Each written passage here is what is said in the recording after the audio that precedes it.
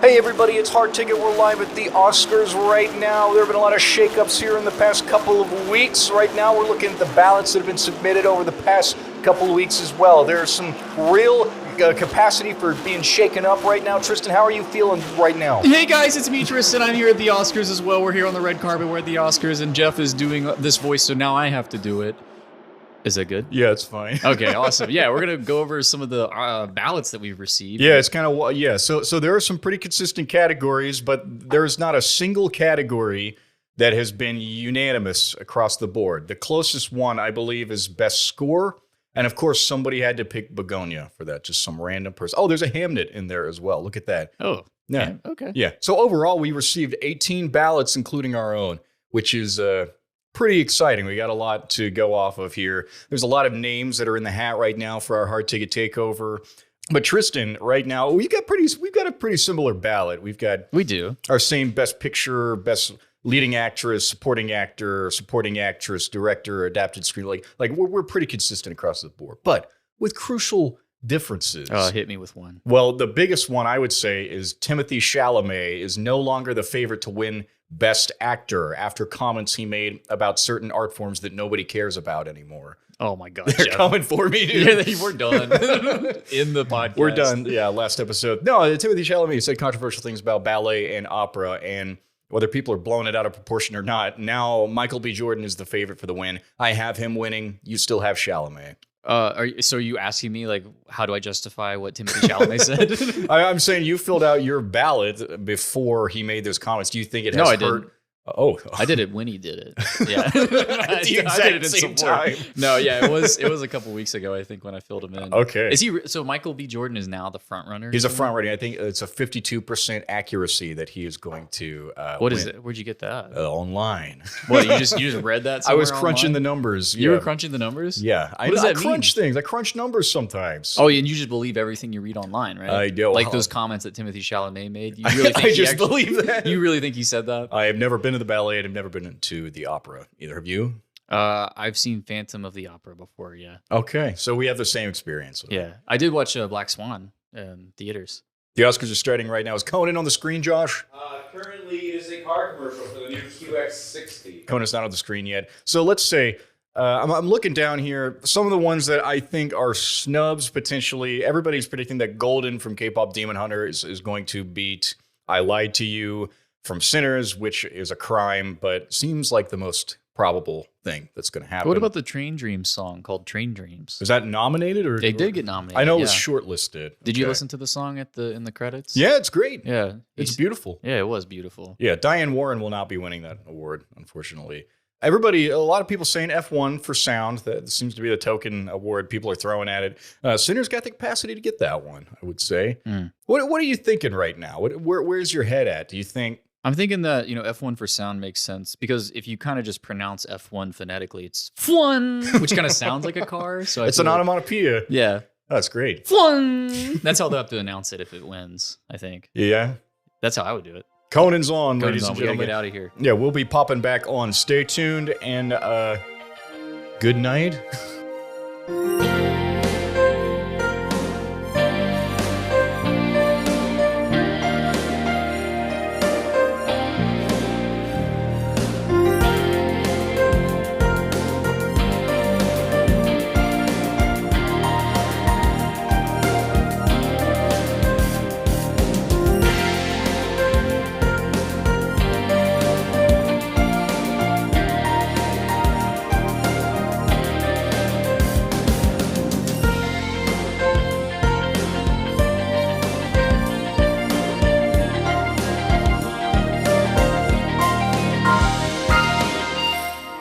Well, Tristan, another Oscars has come and gone, and I'm curious how things shook out from your perspective. Well, Jeff, I got, let's see here, 1, 2, 3, 4, 13 correct.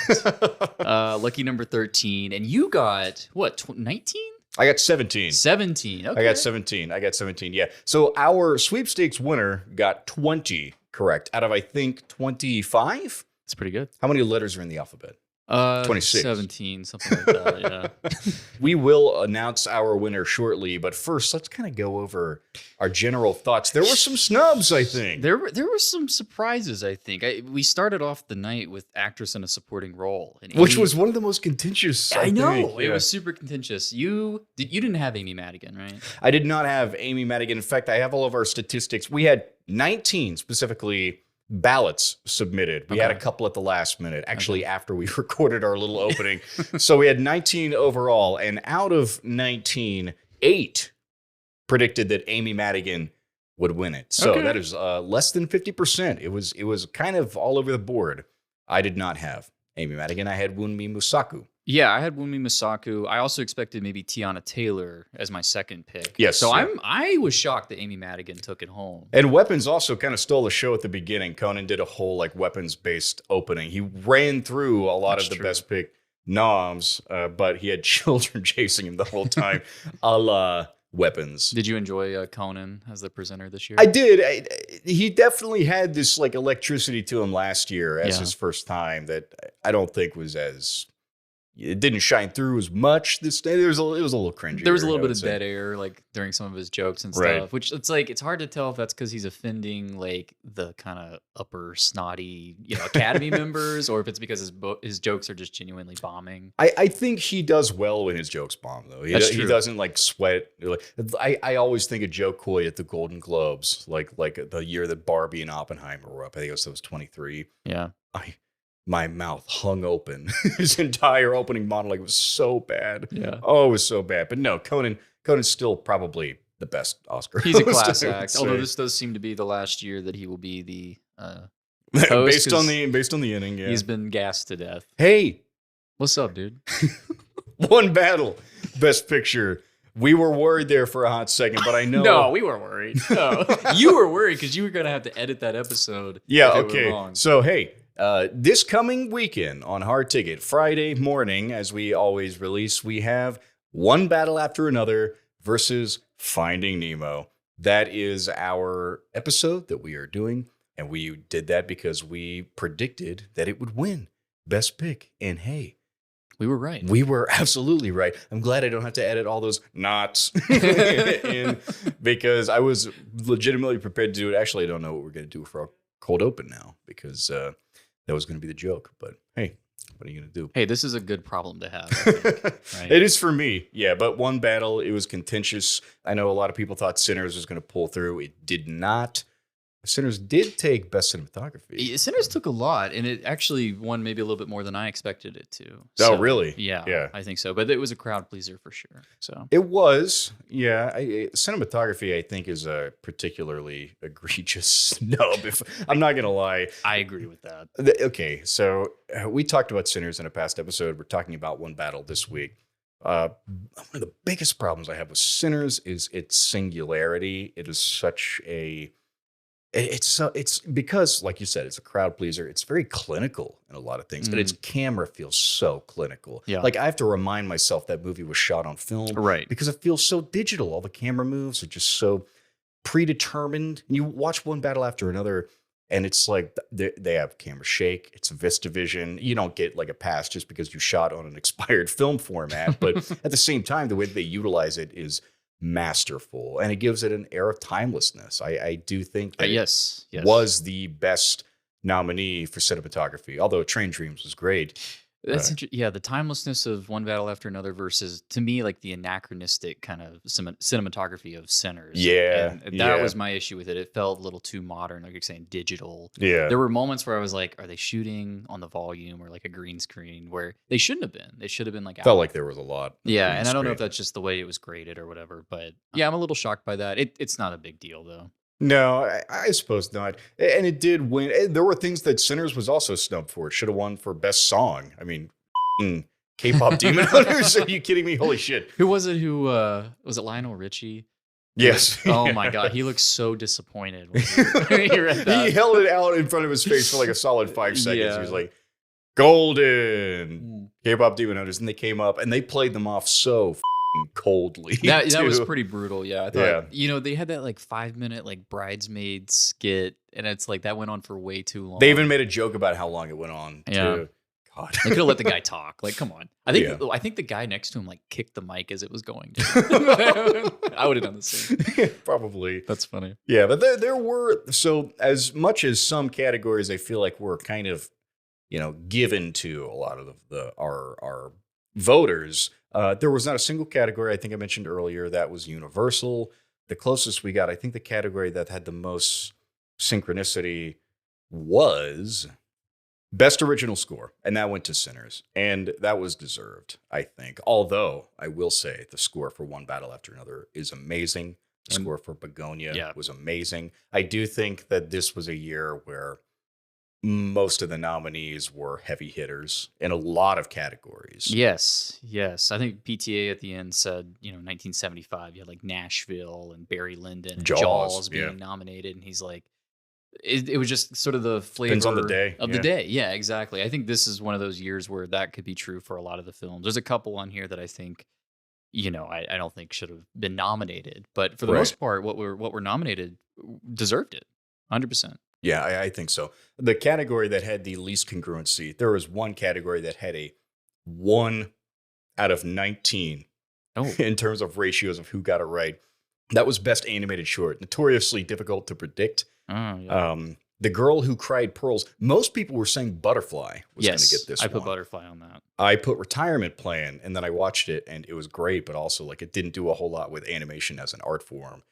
Still, great flick. Girl Who Cried Pearls. Literally one of our submitters said that, and it was my girlfriend. Hey, there you go. I'm very proud of her for Shout getting out to that him. one. And I know for a fact that she did not watch it, so it lucky. really was just a shot in the dark, and that's fantastic.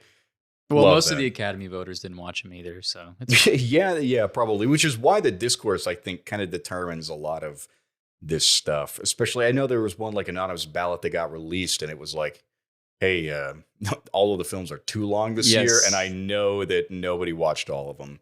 So that's always fun. In terms of snubs, do you think there were any significant ones? No, I didn't think there were any significant snubs personally. I feel like what one made sense. There was one that surprised me, and that was cinematography. I think that's the biggest one for me. And Josh Brown, friend of the podcast, co-host of the Blind Spunts, said that DP, I forget her name, but she campaigned harder than any other DP. Actually, you know what? Can we get Josh in here? Josh, play him on. I'm going to bring Josh. Here we come. Josh comes up to the mic here. Josh, I want you to kind of tap in here. Give me your outline for how everything went tonight. Oh, well, first off, I'm just so honored to be here tonight, this evening. 18 out of 24. But I mean, who's to say that the rest of you guys didn't give like as good of a fight as you could? Screw opera and ballet, I guess. Dude, who do you want to thank? I want to thank. So that's all that we have time for, Josh. Yeah, thank you. No, you did great. Josh, actually, he was in the top, I believe, 5. No, he was top 3. He was number 3. Josh gets the bronze medal in terms of people who submitted their ballots to win our sweepstakes to take over our show for a week.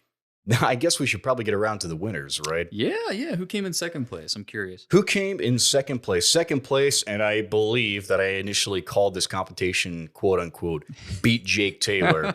Now, Jake was in the lead for most of the night. Jake is usually pretty good at this, and this year was like any other. He did fantastic.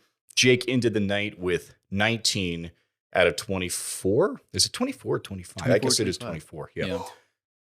Pretty close, but he did not pull away with the gold. The gold goes to former Hard Ticket guest and co-host of the Head on a Stick podcast, Aaron Radcliffe, who correctly predicted 20 out of 24 categories.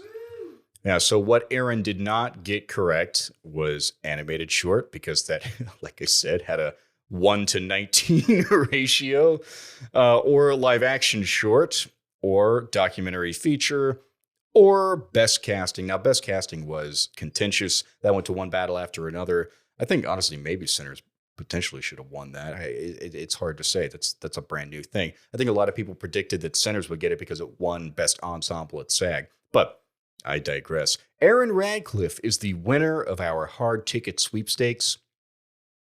Aaron, you're listening right now. I know you are because I'm going to highly recommend that you should. You get to determine the next episode that we cover, not the next episode, but a week or two down the line of Hard Ticket. You get to decide which two movies that we're going to put up against each other. And if you would like to hop on that episode, you are more than welcome. We are at your beck and call. You're disposable. Yeah. That's one way to put it. Oh boy, yeah, this was a great one. This was kind of a contentious year in some key categories. It came down to a Jake and Aaron were neck and neck, but they had different picks for best leading actor. Jake had Timmy, Aaron had Michael B. Jordan. Yes. And I am so glad that Michael B. Jordan got it. I think he acting with himself, great chemistry with himself. You can't just manufacture that. It's fantastic. He subtly changed things about his performance that I think were fantastic. I just think he did such a good job. I thought Leo did a great job. I thought Timmy did a great job. I did not see Blue Moon. Did not see it. No, and I didn't see The Secret Agent either. I got, I think, 7.5 out of 10 of the Best Picture nominees under my belt. Like I said, What was the half? That was sentimental value when I was sobering up. Oh, okay. Gotcha. And it was a bad rip, so subtitles weren't great. So, Aaron, we will be reaching out. You'll be hearing from us. And to all you listeners, you will be, stay tuned for whatever Aaron decides we are going to cover. It'll probably be a war film matchup. I know he's been wanting to do that with us. It's true. Yes. Although we do have one planned for him to guest on in the summer, so maybe we can steer it away. Tristan, I'm curious, last thoughts about one battle after another. Like I said earlier, we are covering it this coming weekend as a regular hard ticket matchup with Finding Nemo. But in terms of the Oscars, is there anything more you want to say about this movie? No, I mean, I feel like it definitely deserved Best Picture, Best Director. I'm happy that it won. I think it was one of my favorites of the year. You know, we talked about that for the Best of 2025 episode. It was probably 2 or 3 for me. Came down between it, Marty Supreme, and Sentimental Value, I think. Right. And Sentimental Value won Best International Pick. So it's only win. Yeah. Yeah, it's only win, but that it counts, right? Like that's a big one. That's a huge one. So I'm happy that won. It goes a long way. Yeah, I think it was a little tight between it and Secret Agent. So I'm happy that, the Skarsgård vehicle, man. I love Skarsgård, so I'm happy about it. Yeah, man, I love One Battle After Another. I think it's a fantastic movie. I really do. Yeah. I legitimately, I am so tired. People dog on it. And because people are already doing it, I honestly thought that it was better suited for Best Picture because it's not a singular movie. I think there's a lot that people already misunderstand about it. And I've heard people say that we're going to be watching this movie 10 years from now and be like, really? This won? I don't think that. I think we're going to be watching it, and I think more people are going to actually understand what it's trying to say. It's Yeah, and it's also part of a filmography that is so celebrated. Like, Yes, I was yeah. kind of shocked to see that this was PTA's first win for directing, apparently. Yeah, directing in Best Pick. Yeah, like he has, I mean, some of the best movies of the past 10, 20 years have been from Paul Thomas Anderson. So Right. very excited to see he's won for this. I know there are people who think, There Will Be Blood or Magnolia, something like that should Right. have been what he actually won for, but I'm just happy to see that he finally did get recognized. I think because it's attached to his name, it'll be a movie we continue watching, 10 years from now. I've said it before, I'll say it again. I think Paul Thomas Anderson is one of the best working directors in Hollywood. I don't know. Like his past 3 films have just been knockouts for me. And kind of sleepers too. Like I didn't go into them thinking, oh, it's Paul Thomas Anderson. I'm going to love him. I watch him. And I'm like, holy crap, like who made this? Yeah. But there is a consistency to his vision. And I think it's a winning formula. And I think that formula has finally paid off. So tonight was great. I think the Oscars, honestly, this time around, I think they got a lot in terms of who they decided to nominate. I think they got a lot of it. What I wanted, I legitimately do think that. I know you're excited for this to be done. I am excited for this to be done. I was listening to, I think you'll hate this, with former podcast guest Tina Kakadelis and her co-host Nick, who will be a future podcast guest on Hard Ticket. And Nick made a good point that, like, why are the Oscars in March? It's like, why are we still talking about the best of 2025? Yeah. 3 months into 2026. Yeah. It sort of feels like a Chinese New Year kind of situation where it's like, okay, now this is where the 2026 films we can start like watching them. Yeah, but it almost feels like a test as to like what has survived past That's true. expiration. That's you know, true. and I do think whatever wins, like I think there was a sort of a late push for Sinners because people were capitalizing on the fact that it was older than a lot of other releases from last year. It was a spring 2025. Yeah, it's been like a year since it's it been came over out. a year since Yeah. it came out. So I think it almost works a little bit better, although so much of the Oscars is dependent on preliminary award shows that come like that's how it's the politics of the whole thing. Right? Yeah. So, but I'm excited to put it to rest. We basically took a detour for a month on our own show to cover the Oscar nominees, and I'm excited to not do that anymore. I kind of forgot what our show is. I think I said like on the one, Finding One Nemo after another episode, I was like, I am ready to just jump back into the 20th century. I'm done. Yeah. Watch older movies. Yeah, I'm right there with you. So this coming weekend, we have Finding One Nemo after another. The weekend after, we've got another episode of The Blind Spots where yours truly will be absent, and you'll have Josh Brown back in the studio talking about Signs. Signs. I didn't know if I wanted to say it or if I wanted to be a surprise. No, it's fine. Yeah, we were gonna watch Signs. I mean, if you want to watch it before we watch it, then that's a good kind of right. Yeah, you got plenty of time. And then Hard Ticket will be returning with Vertigo. And When Marnie was there, When Marnie had vertigo, I think is what we're calling that one. So back to form pretty quickly, but we love preparing for the future in that way. In the meantime, you can follow us on social media. You can follow us at Hard Ticket Pod, all lowercase, all one word, on Instagram and Blue Sky. You can follow me on Letterboxd at Jeff Blogus, all lowercase, all one word. Tristan, where can people follow you? Yeah, Letterboxd, Tristan Moore. You can follow me on Instagram at Tristan__less. And like you said, hardticketpodcast@gmail.com. The sweepstakes are over, but we still want to hear from you. Yes. Yeah. How many did you get right? How many did you get not right? Incorrect. We want to hear, more recommendations and everything. And maybe should we do more like themed kind of like months like this? I'm curious what you guys think. I'm pretty eager to move past the Oscars. Yeah. I don't know if we want to do that one again next year. We've had suggestions to do some sort of like March Madness type episode. Yeah, maybe something a little bit different if we do Oscars again. But we did the Halloween month, and now we've done our Oscars month. Oh yeah, and it's fun. It is fun. It has You been get fun. to kind of do like a mini series, do episodes in a sequence. I always enjoy it, and I enjoyed this one too. But ready to move on. Ready. I'm a ready. month is as long as I'm really willing to take it. Yeah. And we do have a theme month coming up. We're doing a Spielberg summer. I'll just tease it right now because we have some matchups coming up, specifically dealing with Steven Spielberg movies and some exciting guests, most of which I think you guys have heard before. And if you're listening, you're probably some of those people you've heard yourself before on this podcast. But give yourself a hand. You're coming back. All right, Jeff, they're playing us off. They're playing us off. Yeah. Well, until next time, we will see you guys at the movies. Peace. Toodaloo. It's a hard